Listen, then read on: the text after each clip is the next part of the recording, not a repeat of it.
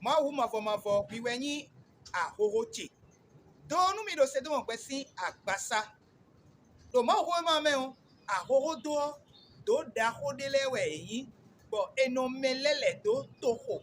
bonu keto ma wa gba me o bo eno levo do me do ahoho do ji ganji fe bonu keto jawe o eno do bo eno so akwanu hasino dole emi mla yin le o trolo je wa emi no damlo do ma hu mavo we yin ahoho emi ton gbegege nu o be me fisi nu le no blata nu mi bo mi no do nu li pon e do gbeme lo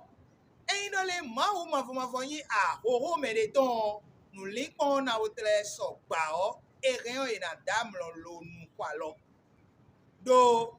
agojo igudo me de ton gba koklozia chobonu mi no do fine lo no do onugba kewe mo do mi de le je sien chonu mi kon le do fine lo no do le blanu wa we do mono chiri mi de le suro le blanu mi ton ena sunday do nu mi ton ji do hun esi